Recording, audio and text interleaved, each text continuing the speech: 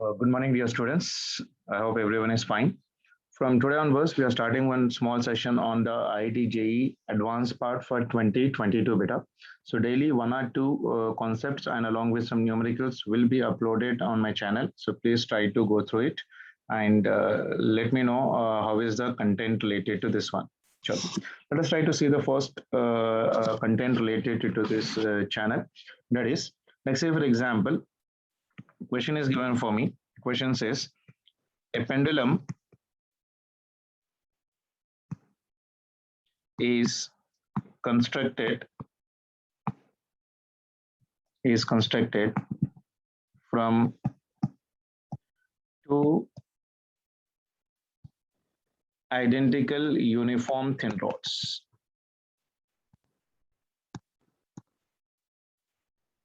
Okay, A and B,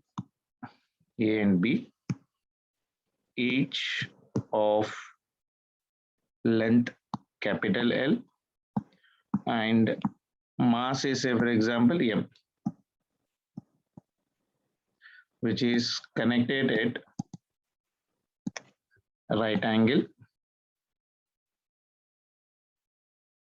forming T shape. Okay, it is suspended from free end. Okay, and swings in vertical plane.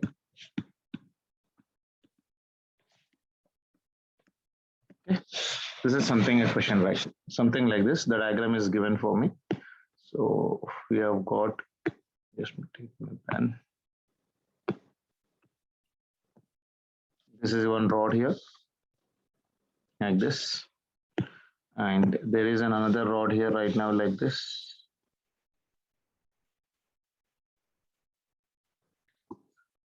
And it is free to rotate about this one. This is your hinge. Okay, and here it is fixed. The length of this one is, say for example, capital L. And this length is also your capital L. Mass of each of this one is nothing but equal to your M. Okay, now I need to calculate what will be the moment of inertia of this T-shaped about the axis of your rotation.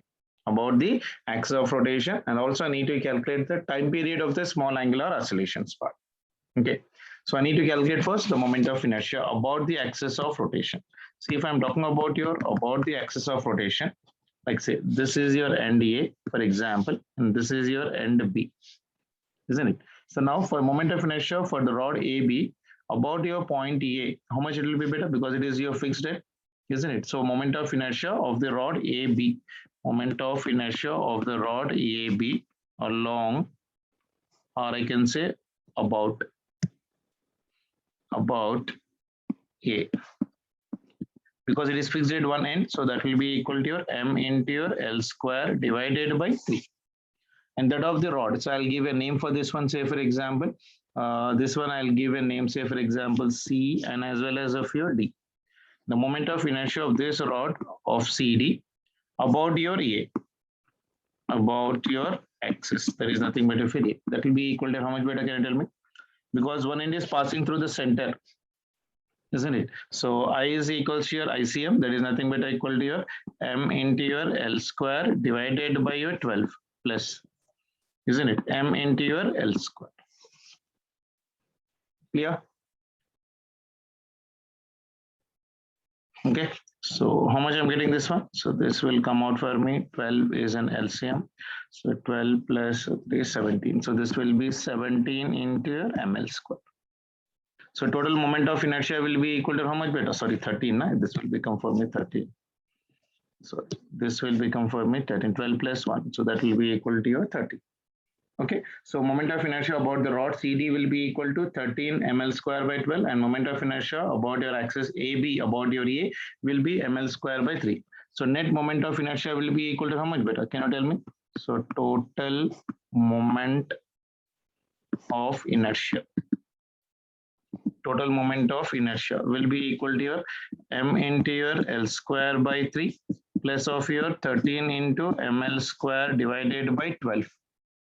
Okay, so if I simplify this one, so this will become for me 12 LCM, 12, 15, 13, 17. So this will become for me 17 ml square divided by 12. Okay. So pendulum is constructed from the two identical uniform thin rods A and B, each of length of capital and mass is m, connected at right angle, forming a T shape if it is suspended from the free end and swings in the vertical plane. What was my question was, how do you calculate the moment of inertia of this T shaped about the axis of your rotation? Because for this one, this will be the axis of rotation, na beta. So this will be the axis of your rotation. About this one, it will be your rotating. Okay. Now let us try to calculate the time period. It is also asking the time period of the small angular displacement. For small angular displacement, what will be the time period? Now see, when it is making oscillations, if you see it very carefully, the diagram will become something like this for me. So this is your fixed end. Now this is your rotation part. This rod will go to somewhere this position. Okay. So another rod will be equal to this one, right? So this will be the shape now. See, if I take the forces acting on this body, weight of this body is no doubt acting in the downward direction. That is nothing but a mg. So with the vertical, it is making angle theta. For small angular displacement we are taking, so theta is lesser than 10 degree or 5 degree. So now if I'm taking the mass of this rod also, this rod is also acting in the downward direction. That is nothing but m into g. Isn't it? This is for the rod of your C to D. This is for the rod C to D. This is for the rod A to B. So for both of them, moment of inertia has been acting in the downward direction. And this is your point of your A. Now, if I'm talking about the torque about your point A, that means when you rotate or when you make this rod, T-shaped rod to move by making a small angle in upward or on the left side or right hand side, it will again try to come back to its original position. That means it is trying to be in equilibrium position. So I can say that restoring force acting on this one, restoring torque about it, because it is rotating, it is a part of your rotation. So torque because of rotation will be equal to your mg into, if I'm taking this one theta, this one is also your theta. If I resolve it right now here, this will become for me mg into your cos theta. And this side, this will become for me mg into your sin theta. So torque will be force into perpendicular distance. Total length is nothing but of your L. So this will become for me L by 2. Isn't it? So for the rod and for the CD, it will be equal to your mg in the downward direction. Again, for this one, if I'm taking right now this component like this, so this will be the theta. Here it will be equal to your mg into cos theta, and here this one will be equal to your mg into your sin theta. So torque due to both of them are in the same direction, so I can add them. So this will be mg into perpendicular distance. So that is mg into your sin theta into perpendicular distance is L by 2.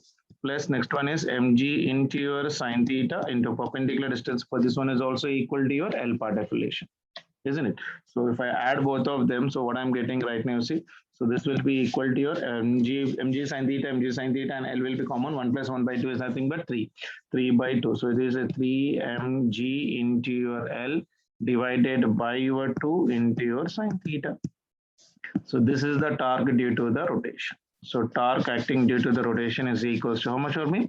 3 mg L into sin theta divided by 2. Now see, if I talk about for small angles, small angle, sin theta can be approximated to theta.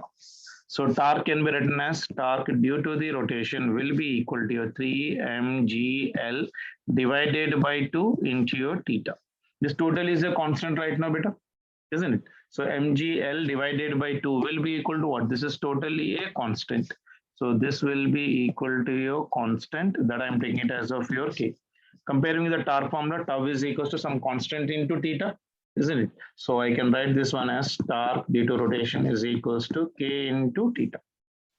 Now time period in the rotation formula, beta, you know it. When it is rotating, t is equals to 2 pi under root of your length of this one is nothing but L divided by some constant k. So if I take that value here right now, isn't it? Sorry, moment of inertia. So this will be equal to your I, moment of inertia, I by your k.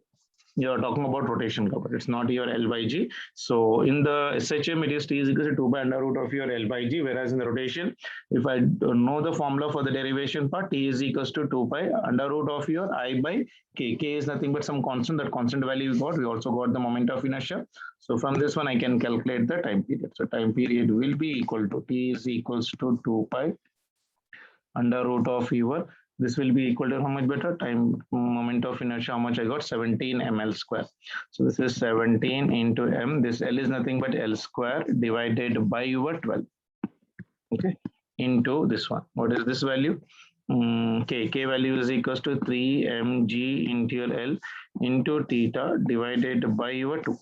So it is 2 1s are 2 6 are 2 1s are 2 6 are 12.